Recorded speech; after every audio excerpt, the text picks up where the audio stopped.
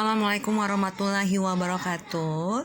Baiklah adik-adik, untuk pertemuan pertama kita akan mempelajari manajemen pemasaran syariah ya, tentang teori dan konsep. Mungkin kalian sudah belajar di semester 1 ya, tentang mata kuliah pengantar manajemen. Jadi sebelum kita masuk ke manajemen pemasaran syariah, kalian diulang lagi gitu ya pelajaran manajemennya. Siapa tahu kalian lupa atau mungkin ada yang tertinggal seperti itu. Nah, baiklah, kita pelajarin dulu ya, apa sih yang dimaksud dengan manajemen. Nah, kalau manajemen itu kan dapat diartikan sebagai ilmu dan seni ya, tentang upaya untuk memanfaatkan semua sumber daya yang dimiliki untuk mencapai tujuan secara efektif dan efisien ya. Nah, yang pastinya para ahli ekonomi itu memiliki pengertian yang berbeda-beda tentang manajemen ya. Nah, karena manajemen itu selalu ada pada setiap kegiatan manusia, sebab manusia itu akan selalu berusaha untuk berkumpul dan bekerja sama ya. Baiklah, kemudian ada 6 sarana manajemen. Yang pertama adalah ya, atau manusianya atau faktor SDM-nya. Kedua, mitos ya. Mitos itu metodenya, itu caranya. Kemudian ketiga adalah machines ya, perangkatnya. Kemudian ada materials itu lebih pada bahan-bahannya gitu ya. Kemudian money ya, pasti ya, uang, modalnya ya. Kemudian yang terakhir adalah market, pasar ya. Nah, sekarang kita masuk ke fungsi manajemen. Nah, fungsi manajemen itu adalah elemen-elemen dasar yang akan selalu ada dan melekat dalam proses manajemen yang akan dijadikan acuan oleh manajer dalam melaksanakan kegiatan untuk mencapai tujuan. Nah, jadi fungsi manajemen ini dilakukan di perusahaan manapun ya. Pada fungsi manajemen itu tersebut terdapat beberapa pendapat mengenai fungsi manajemen. Jadi ada beberapa ahli juga ya yang memiliki fungsi manajemen.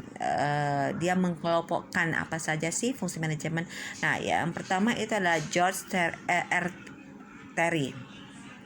Di situ dia mengkategorikan itu planning ya, perencanaan, organizing ya, actuating dan controlling ya. Jadi ada planningnya, organizingnya, actuatingnya, dan terakhir controlling.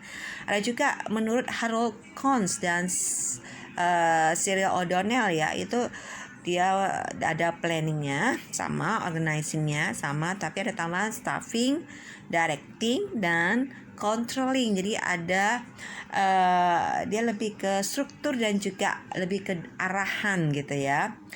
Kemudian ada Henry Fayol ya, dia di sini ada planning sama, organizing sama, ada commanding ya, coordinating dan controlling. Jadi dia lebih pada perintah dan juga koordinasi. Nah, jadi yang mana sih kita ambil ya secara garis besar.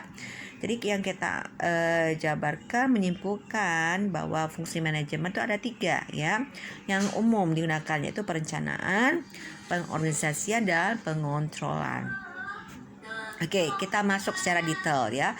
Perencanaan yang pertama, planning. Apa sih perencanaan itu? Yaitu kegiatan pertama seorang manajer dalam rangka melaksanakan fungsi manajemen agar dapat membuat keputusan yang teratur dan logis sebelum harus ada keputusan terlebih dahulu sebagai petunjuk langkah-langkah selanjutnya. Nah, keputusan itu mencakup apa saja? Itu pertama adalah analisis ya, yaitu perhitungan bagaimana perkiraan di masa depan. Kemudian sasaran ya, perincian singkat dan tugas mengenai sasaran yang ingin dicapai, ditetapkan hasil yang diinginkan. Kemudian kebijakan, yaitu rumusan cara-cara kerja yang akan dilaksanakan. Kemudian program ya, ada urutan langkah-langkah yang akan dilakukan untuk mencapai sasaran. Kemudian juga ada schedule waktu, ya, penetapan waktu dan jadwal yang harus dilakukan, dan anggaran keuangan, ya, penetapan sumber-sumber keuangan yang digunakan untuk melaksanakan proyek yang direncanakan. Nah, dalam fungsi manajemen itu ada istilah efektif, ya, untuk planningnya, ya. Jadi planning yang efektif itu harus memenuhi 5W dan 1H. Apa saja?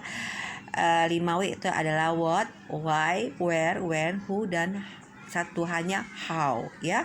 What itu apa, tujuan yang hendak dicapai, itu mesti tahu dulu, ya. Jadi kalau kita mau planning, ya, apa sih yang mesti dicapai. Kemudian kedua, why, mengapa hal tersebut perlu dilakukan. Kemudian where, di mana hal tersebut akan dilakukan. Kemudian when, kapan hal tersebut akan dilakukan. Dan who, siapa yang melakukannya, ya pasti SDM-nya, ya. Dan how, bagaimana cara melakukannya, metodenya.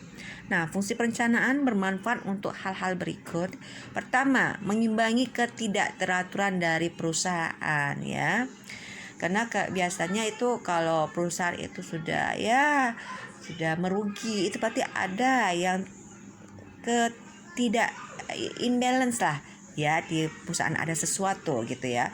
Kemudian memusatkan perhatian pada sasaran. Jadi kita lebih terpusat, lebih fokus apa sih kesalahan kita gitu, ya. Kemudian memperoleh pengelolaan yang ekonomis dan efektif. Jadi dalam manajemen itu sangat dibutuhkan efektif, ya. Efektif, ada efisien, efektif, ya. Jadi tidak istilahnya sesuai budget waktu juga. Dari budgetnya. Efektif itu lebih pada kerja, ya. Kalau efisien lebih kepada waktu, ya. Kemudian memudahkan pengawasan, ya, kontrolnya lebih terkontrol, ya, karena sudah ada step-stepnya. Kemudian mendorong orang memberikan prestasi. Jadi kalau misalnya sudah terplanning dengan baik, itu akan lebih membuahkan prestasi, sama seperti kalau orang bermain bola gitu, ya. Jadi kalau sudah satu sasaran dan orang-orangnya sudah tepat dengan visi yang tepat, itu nanti mudah untuk tercetak gol, ya, gitu, ya. Oke. Yang kedua adalah pelaksanaan atau actuating, ya. Jadi actuating itu adalah tahap pelaksanaan, merupakan penerapan atau implementasi dari rencana yang telah ditetapkan dan diorganisasikan. Jadi apa yang kita planningkan itu akan kita laksanakan, ya, kita terapkan, ya. Actuating merupakan langkah-langkah pelaksanaan rencana dalam kondisi nyata yang mengakibatkan segenap anggota organisasi untuk mencapai tujuan yang telah ditetapkan, ya. Jadi itu juga adalah menggerakkan orang-orang agar mau bekerja dengan sendirinya atau penuh kesadaran secara bersama-sama untuk mencapai tujuan yang dihendaki secara efektif. Dalam hal ini dibutuhkan kepemimpinan atau leadership. Nah, jadi leadership sangat dibutuhkan karena tidak semua orang bisa berperilaku memiliki leadership, ya. Jadi leadership itu adalah kemampuan untuk mempengaruhi orang lain agar mau bekerja dengan tulus sehingga pekerjaan berjalan lancar dan tujuan dapat tercapai, ya. Oke, sekarang kita masuk ke fungsi manajemen, ya. Jadi di dalam fungsi manajemen, fungsi manajemen yang ketiga itu adalah pengawasan atau controlling, ya. Jadi pengawasan adalah fungsi manajemen yang tak kalah pentingnya karena dalam pengawasan dilakukan koreksi, ya. Jadi pengawasan diperlukan untuk melihat apakah rencana dilaksanakan sesuai dengan tujuan. Tujuan pengawasan adalah untuk mencegah atau untuk memperbaiki kesalahan, penyimpangan, dan penyelewengan dan kegiatan lainnya yang tidak sesuai dengan rencana. Di dalam pengawasan paling tidak dilakukan 3 proses, yaitu pertama, melakukan pengukuran terhadap hasil kerja yang telah dicapai. Jadi kalau kita kalau kita masuk ke dalam suatu organisasi, ya, itu ada job description. Nah, setiap 6 bulan sekali selalu ada penilaian kerja KPI ya. Nah, itu harus ada indikatornya. Apa sih indikator terukur? Jadi kita kerja istilahnya pulang pulang sampai malam gitu ya, pontang-panting itu kalau kerjanya nggak ada ukurannya, indikatornya, itu sama aja bohong. Gimana sih cara orang mau nilai kita gitu ya. Terus kemudian melakukan perbandingan hasil kerja yang telah dicapai dengan standar yang telah ditetapkan sebelumnya. Tadi seperti itu. Jadi harus ada terukur kerjanya. Dan ketiga, melakukan koreksi terhadap hasil kerja yang meliputi pembiayaan dan efisiensi kerja. Jadi setelah kita tahu masalahnya, kita akan koreksi apa sih kesalahan kita ya. Biasanya itu akan terlihat dari efisiensi, efektifkan kita kerja ya. Jadi pembiayaan dari perusahaan itu apakah merugi gitu ya, apa istilahnya dia benefit kah, untung nggak perusahaan itu ya. Jadi kalau misalnya dia loss, ada kerugian, berarti ada sesuatu yang harus kita cari permasalahannya. Oke, sekarang kita masuk ke tipe-tipe manajemen ya. Yang pertama adalah segi tipe golongan ya. Ada golongan pimpinan yang terdiri dari atas orang-orang yang bakat atau kesenangannya adalah menggerakkan atau memimpin orang-orang lain. Jadi memang dia memiliki jiwa leadership ya. Kemudian ada juga golongan menengah ya atau independen, terdiri dari orang-orang yang perhatiannya dicurahkan kepada ilmu, keahlian, kejujuran, teknik dagang, kedokteran, hukum, dan lain-lain. Jadi ini lebih pada ke tipe pekerja gitu ya. Kemudian ada lagi tipe golongan bawahan ya, tidak atas orang-orang yang tidak mampu atau memang tidak senang mengurus dirinya sendiri, sehingga kesenangannya adalah mengikuti orang lain sebagai pemimpin mereka. Jadi ini lebih kepada yang bekerja berdasarkan perintah ya. Jadi dia hanya bekerja sesuai dengan arahannya. Jadi ada tipe leadership, manajer lah misalnya ya. Ada juga tipe ya profesional, lebih kepada bidang masing-masing ya. Kemudian ada tipe yang hanya pekerja yang sesuai dengan arahan. Oke, sekarang lagi kita sekarang masuk ke segi tipe leadership ya. Jadi ada lagi ya istilahnya manajemen tradisional ya. Jadi manajemen yang berjalan karena tradisi, berdasarkan kebiasaan yang dipupus secara bertahun-tahun dan seringkali secara sistematis ya. Jadi itu adalah tipe manajemen yang sudah lama, tidak sesuai dengan zaman sekarang gitu istilahnya ya. Nah, kelemahannya apa? Pengembangan lambat sekali ya, memerlukan waktu bertahun-tahun untuk mungkin sampai puluhan tahun. Jadi perusahaan itu tidak akan berkembang kalau dengan tipe manajemen seperti itu. Kemudian penggunaannya terbatas, hanya dapat dipakai dalam menghadapi bidang usaha atau pekerjaan yang terbatas ya. Jadi nggak fleksibel ya. Jadi kalau misalnya ada perubahan ya, mungkin nih tadi perubahan di zaman seperti ini ya, dengan IT gitu ya, dengan startup atau apa seperti itu ya. Jadi mereka tidak bisa mengikuti zaman perubahan-perubahan. Nah, ada lagi tipe manajemen sistematis ya. Tipe manajemen Bapaisme adalah manajemen yang berjalan karena pandangan dan ketaatan bawahan terhadap manajernya. Sebagai bapak sudah sepatutnya atau sepantasnya ditaati dan dituruti kemauannya sebaik-baiknya. Ya, ini lebih ke ya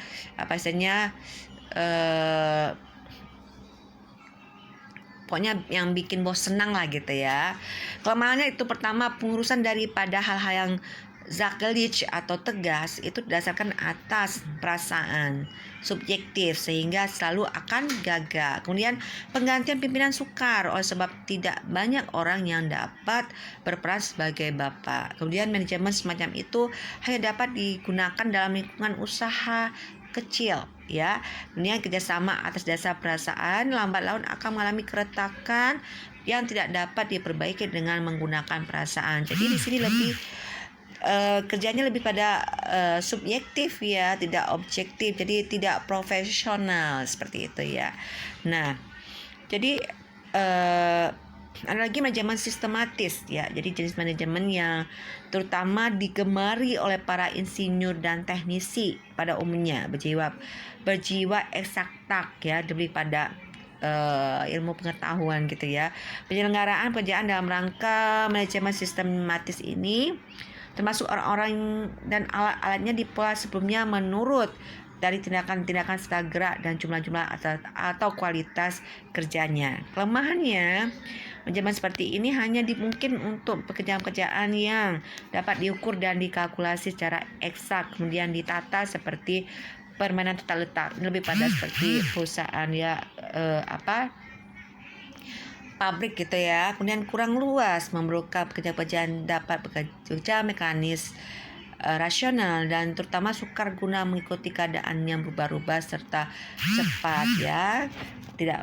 Tidak fleksibel jadinya, ya, dan mempunyai kecenderungan untuk memperlakukan manusia sebagai mesin atau robot. Jadi tadi karena ini lebih banyak ke pabrik-pabrik, ya. Nah, jadi yang ideal tuh apa sih? Manajemen ilmiah, ya, adalah manajemen yang menggunakan ilmu pengetahuan, metode-metode ilmiah di dalam menghadapi masalah-masalah, kasus-kasus dan tindakan-tindakan yang perlu diambil. Mempergunakan metode ilmiah itu dapat menghadapi masalah atau kasus, berarti pada waktu menghadapi masalah itu diperlukan pemecahan, ya, permasalahan si manajer. Jadi manajer itu harus bersikap objektif, sistematis, rasional, faktual, analitis dan kritis, ya. Namun dalam melaksanakan keputusan itu nanti barulah ia bersikap sesuai dengan iklim sosial, psikologi dan sebagainya. Jadi tadi dia harus yang memecahkan permasalahan itu harus tadi memiliki sifat-sifat yang bisa memecahkan permasalahan. Nah, sekarang kita masuk ke proses manajemen. Proses manajemen itu didefinisikan sebagai aktivitas-aktivitas, ya. Pertama adalah perencanaan. Jadi kita formulasi terinci untuk mencapai suatu tujuan akhir tertentu adalah aktivitas manajemen yang disebut perencanaan. Nah, dalam perencanaan itu mensyaratkan penetapan tujuan dan identifikasi metode untuk mencapai tujuan tersebut. Ada lagi pengendalian. Nah, perencanaan itu hanyalah setengah dari pertempuran lah. Setelah suatu rencana dibuat, rencana tersebut harus diimplementasikan dan manajer serta pekerja harus memonitor pelaksanaannya untuk memastikan rencana tersebut berjalan sebagaimana mestinya. Nah, aktivitas manajerial untuk memonitor pelaksanaan rencana dan melakukan tindakan korektif sesuai kebutuhan kebutuhan. Oke, sekarang ada lagi pengambilan keputusan, ya. Jadi proses pemilihan di antara berbagai alternatif disebut dengan proses pengambilan keputusan. Nah, fungsi manajerial ini merupakan jalinan antara perencanaan dan pengendalian. Nah, manajer harus memilih di antara beberapa tujuan dan metode untuk melaksanakan tujuan yang dipilih. Hanya satu dari beberapa rencana yang dapat dipilih. Komentar serupa dapat dibuat berkenaan dengan fungsi pengendalian. Jadi ciri-ciri manajer profesional itu apa sih? Yang pertama, mempunyai rasa percaya diri yang besar. Kemudian berpandang jauh ke depan. Ya, tadi dia harus memiliki PD yang besar. Jadi dia bisa menunjukkan ke anak buahnya bagaimana cara menghadapi sesuatu, dan juga tadi harus berwawasan pemandangan jauh ke depan, memiliki visi, misi, ya. Jadi harus terkoordinir gitu. Kemudian berwawasan luas. Jadi wawasan luas itu ya semuanya dia bisa. Jadi dia harus banyak membaca, menonton juga lewat ya, bahkan gosip-gosip itu ya harus bisa ngerti juga gitu ya, karena untuk berbicara dengan klien, dengan nasabah, kadang-kadang itu kita mulai masuknya itu dari yang misalnya berita-berita yang viral ya di media massa, di TV. Misalnya mungkin kalau orang dengar mungkin kayaknya receh gitu ya. Tapi kenyataan itu sama bisa untuk menjernihkan situasi, jadi tidak terlalu kaku gitu ya. Setelah itu nanti baru masuk ke yang tujuan awalnya, tujuan utamanya. Kemudian berorientasi pada tujuan, pencapaian dan hasil. Jadi dia harus target oriented ya. Oke. Adapun keterampilan manajemen yang dibutuhkan itu menurut Robert L. Katz itu pertama adalah keterampilan konseptual atau conceptual skill.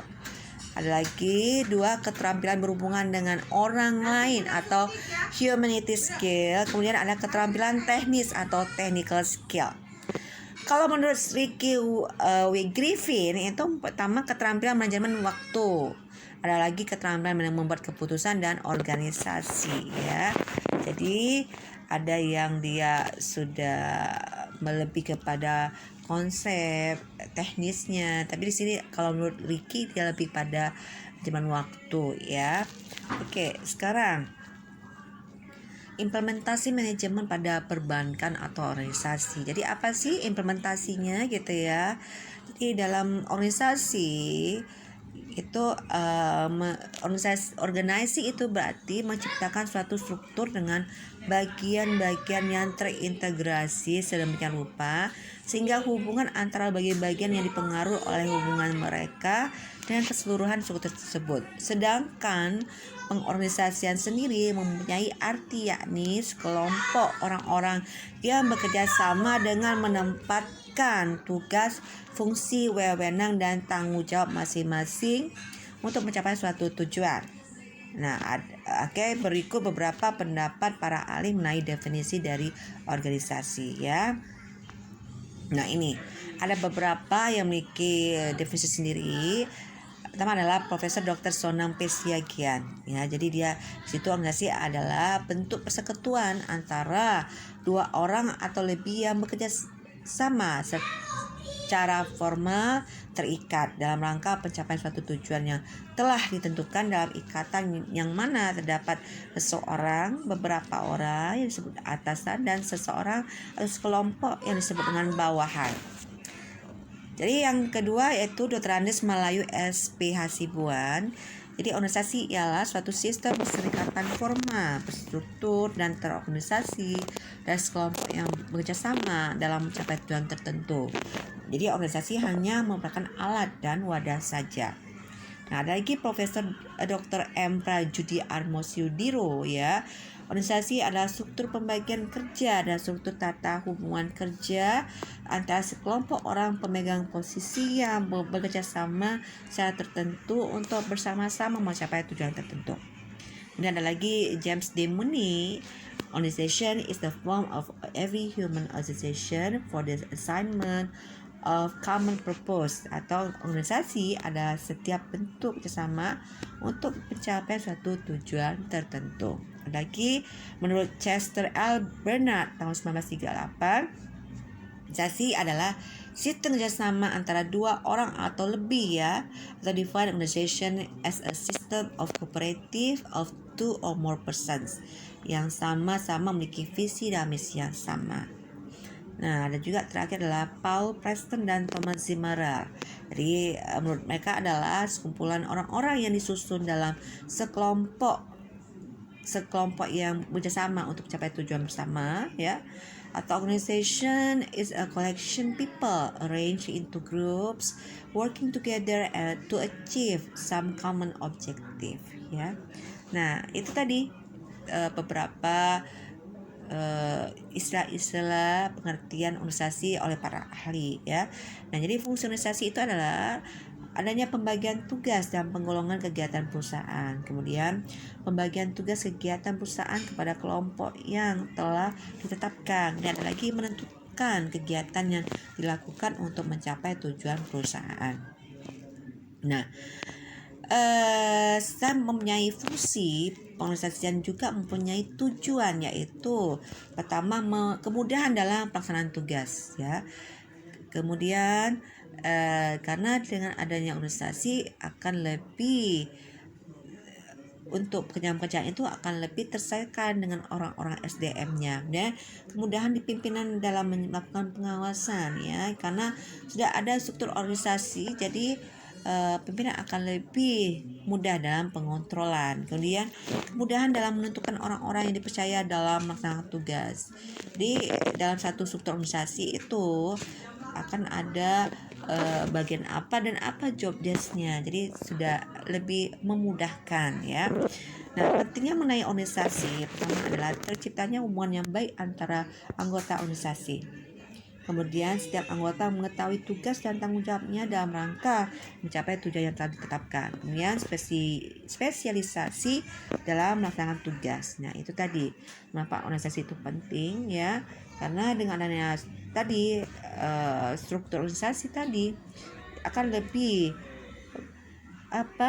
memudahkan dalam spesialis dalam melaksanakan tugas dan pengontrolan. Nah, apa saja sih bentuk-bentuk organisasi ya? Itu ada organisasi garis ya, itu diciptakan oleh Henry Fayol.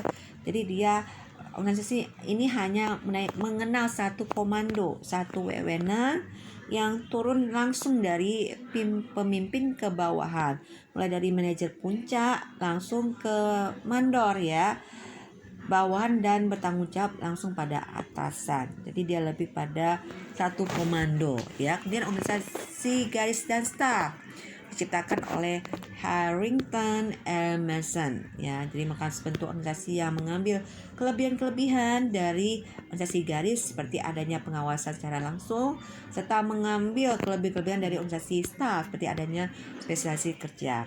Lagi organisasi fungsional diciptakan oleh F.W. Taylor. Bentuk organisasi ini merupakan gabungan dari bentuk organisasi fungsional dan organisasi garis dan staf ya. Jadi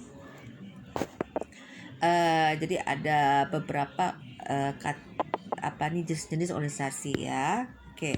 Nah, sekarang kita masuk ke prinsip-prinsip organisasi. Prinsip-prinsip organisasi itu banyak dikemukakan oleh para ahli. Salah satunya adalah A.M. Williams yang mengemukakan pendapatnya cukup lengkap dalam bukunya Organization of Canadian Government Administration tahun 1965, bahwa prinsip-prinsip organisasi itu meliputi yang pertama adalah organisasi harus mempunyai tujuan yang jelas ya.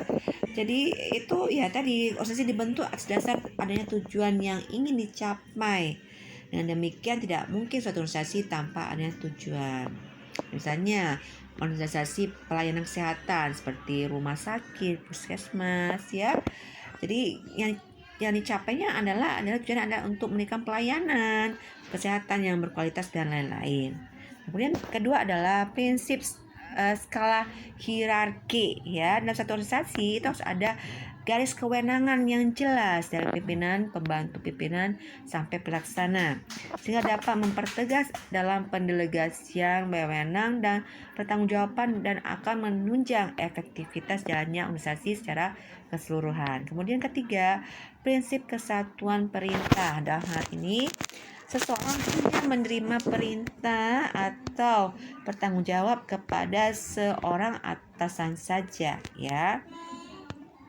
Jadi tidak ada double job gitu ya. Kemudian keempat, prinsip kependelegasian wewenang. Seorang pemimpin mempunyai kemampuan terbatas dalam menjalankan pekerjaan.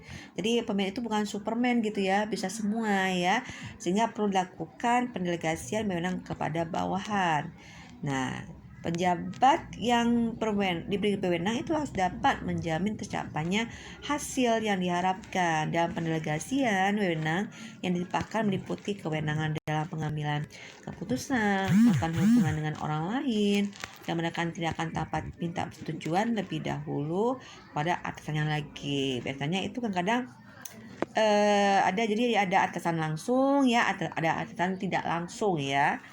Kemudian ada prinsip pertanggungjawabannya dalam menjalankan tugasnya, itu setiap pegawai harus bertanggung jawab sepenuhnya kepada atasan ya. Kemudian 6, prinsip pembagian pekerjaan. Suatu organisasi itu untuk mencapai tujuannya melakukan berbagai aktivitas atau kegiatan. Agar kegiatan tersebut dapat berjalan optimal, maka dilakukan pembagian tugas atau pekerjaan yang didasarkan kepada kemampuan dan keahlian dari masing-masing pegawai. Adanya kejelasan dalam pembagian tugas akan memperjelas dalam pendelegasian wewenang, bertanggung-jawaban serta menunjang efektivitas jalannya organisasi. Jadi harus ada job description. Dan yang ketujuh, prinsip tentang pengendalian, artinya bahwa jumlah bawahan atau staf yang harus dikendalikan oleh seorang atasan itu perlu dibatasi secara rasional. Jadi tentang kendali ini sesuai dengan bentuk dan tipe organisasi. Semakin besar suatu organisasi dengan jumlah pegawai yang cukup banyak, semakin kompleks tentang pengendaliannya. Jadi jangan terlalu banyak ya kalau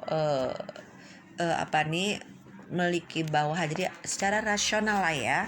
Kemudian prinsip fungsional, bahwa seorang pegawai dalam suatu organisasi secara fungsional harus jelas tugas dan wewenangnya, kegiatannya, hubungan kerja serta tanggung jawab dan dari pekerjaannya. Kemudian prinsip pemisahan ya, beban tugas pekerjaan seseorang itu tidak dapat dibebankan secara tanggung jawabnya kepada orang lain. Jadi itu ya tadi tidak boleh double job gitu ya. Kemudian 10, prinsip keseimbangan antara struktur organisasi yang efektif dengan tujuan organisasi ya. Jadi dia harus ada keseimbangan. Tujuan organisasi itu akan diwujudkan melalui aktivitas kegiatan yang dilakukan organisasi yang aktivitas sederhana tidak kompleks, contoh koperasi suatu desa ya.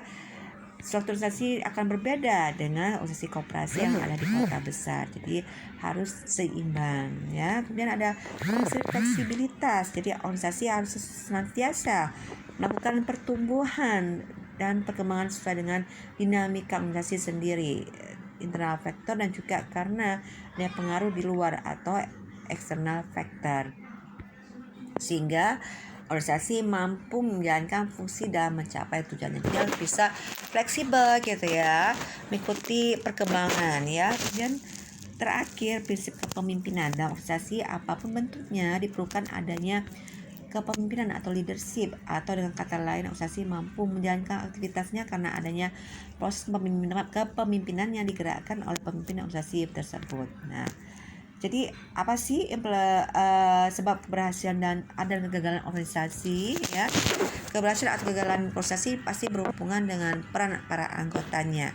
Suatu keberhasilan dapat dicapai bila ada kerjasama yang baik antar para anggotanya, sedangkan kegagalan dapat disebabkan karena adanya faktor internal di dalam pengorganisasian tersebut yang bersifat negatif ya. Jadi hubungan antara manajemen dan organisasi. Jadi manajemen adalah proses kegiatan pencapaian tujuan melalui kerjasama antar manusia. Jadi rumusan tersebut mengandung pengertian adanya hubungan timbal balik antara kegiatan dan kerjasama di satu pihak dengan tujuan di pihak lain. Untuk dapat mencapai tujuan tersebut, maka perlu dibentuk suatu organisasi yang pada pokoknya secara fungsional dapat diartikan sebagai sekelompok manusia yang bersatukan dalam suatu kerjasama yang efisien untuk mencapai tujuan, sehingga dapat dikatakan bahwa fungsi organisasi adalah sebagai alat dari manajemen untuk mencapai tujuan. Jadi dalam rangka manajemen maka harus ada organisasi. Demikian eratnya dan kekalnya konsistensi hubungan antara manajemen dan organisasi. Baiklah adik-adik, demikian ya materi dari Ibu mengenai teori dan konsep manajemen. Tolong kalian pelajari lagi dan sehingga bisa lebih paham ya, dan bisa menjawab kuis minggu depan ya. Terima kasih sudah menyimak pembelajaran dari Ibu ya. Akhir kata Ibu ucapkan wabillahi taufiq wal hidayah. Wassalamualaikum warahmatullahi wabarakatuh.